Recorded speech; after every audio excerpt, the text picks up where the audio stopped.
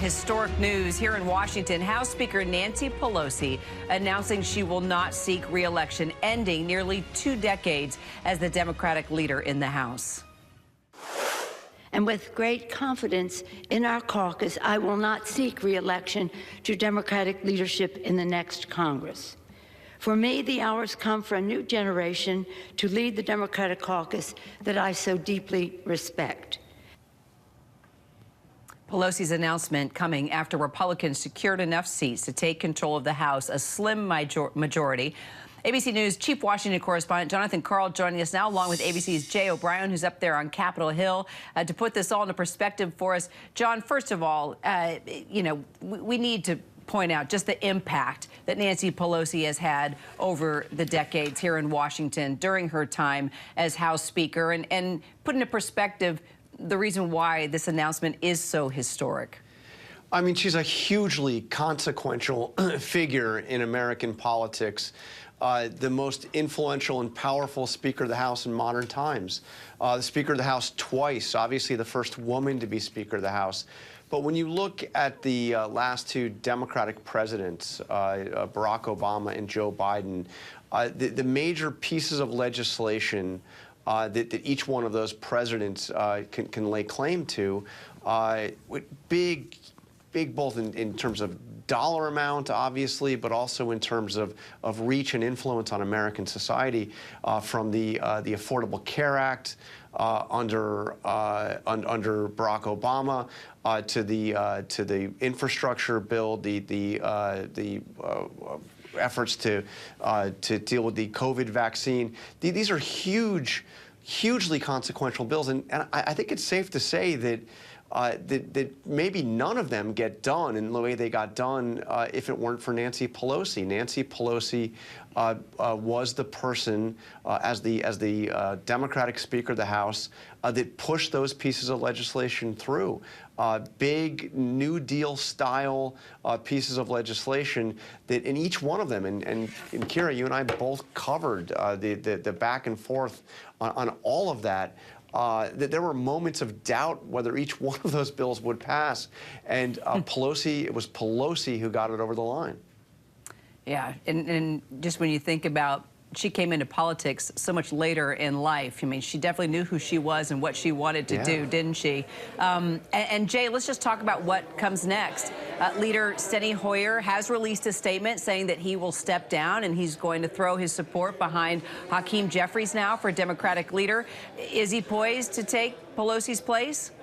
Yeah, I mean, Jeffries is very much, at this moment, the front-runner, Kira. Moments after Speaker Pelosi concluded her remarks, as lawmakers began to leave that chamber, you started to see lawmakers come out, talk to reporters, and many of them throwing their weight behind Hakeem Jeffries. Most notably, as you mentioned, Steny Hoyer, but the Majority Whip Jim Clyburn did the same thing. You heard Speaker Pelosi in her remarks, you just played sound of it earlier, talk about a new generation of Democratic leadership in the House. Well, that new generation is emerging, both with Hakeem Jeffries, who's right now the front runner, as I said, to take Pelosi's job, but also Catherine Clark, who's in line for Minority Whip, and Pete Aguilar, who's in line for caucus chair.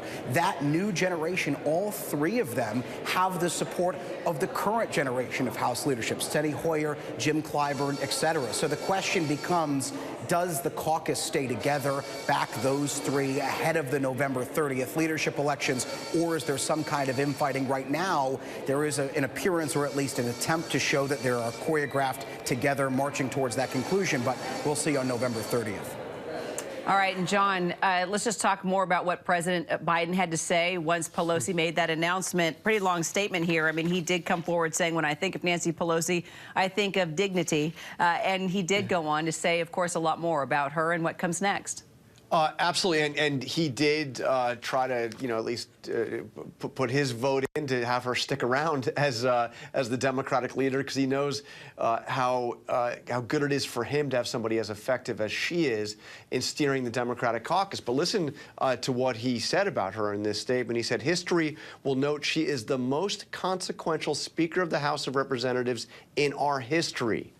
As a nation, we owe her a deep debt of gratitude for her service, her patriotism, and above all, her absolute dignity."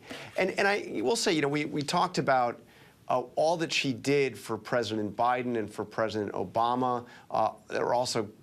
She also had accomplishments under President George W. Bush. She became Speaker of the House the first time in January of 2007. But beyond that, it's the way she also symbolized the effort to stand up to Donald Trump. I mean, who could forget Nancy Pelosi standing, behind Trump in his last State of the Union address, ripping his speech apart? Who could forget her standing up to Trump in that last meeting that she had with him at the White House? Just staring him down, and she was the opposition to Donald Trump, and I think history will remember that, as well as what she did in terms of her accomplishments under Democratic presidents and under President George W. Bush. John, you just described your next book, so we'll be waiting for that. There you go. You've already come out with the Trump books. Now it's time for the Pelosi book. John, thank you so much. Jay O'Brien up there on the Hill. Thank you, gentlemen. Hi, everyone. George Stephanopoulos here. Thanks for checking out the ABC News YouTube channel. If you'd like to get more videos, show highlights, and watch live event coverage, click on the right over here to subscribe to our channel. And don't forget to download the ABC News app for breaking news alerts. Thanks for watching.